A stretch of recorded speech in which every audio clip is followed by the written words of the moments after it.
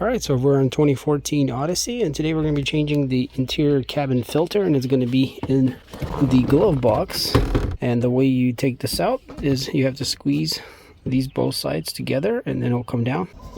But if you look right there, there's a tab and it just kind of holds behind that plastic. Same thing on this side. Technically this thing should not be popping off, but it did. It goes right there. So this normally also needs to be popped off. But once all of it comes out, I'm going to look in here and you guys can see this cover right here is where the filter is. Yeah, and this glove box can completely actually just pop right off. So to take this cover off, we have to release the tab. And then it just slides right out. And it doesn't really want to come out. You have to fish it out, but there's our filter. As you guys can see, mine is really dirty. And it's time to replace it.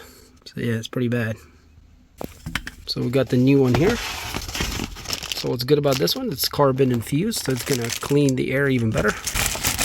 That's where that grayish on the filter is the carbon infused part. But yeah, we're just gonna simply put it in here. And by the way, there's an arrow pointing up where the filter goes up. So yeah, we're just gonna slide it back in there. Just like that, and it's just gonna clip in.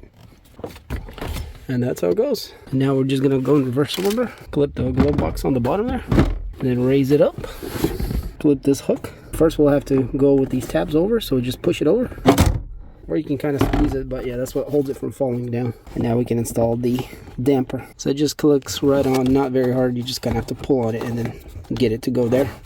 But yeah, that damper just makes it where it doesn't drop really fast. So yeah, simple as that. The cabin air filter is changed.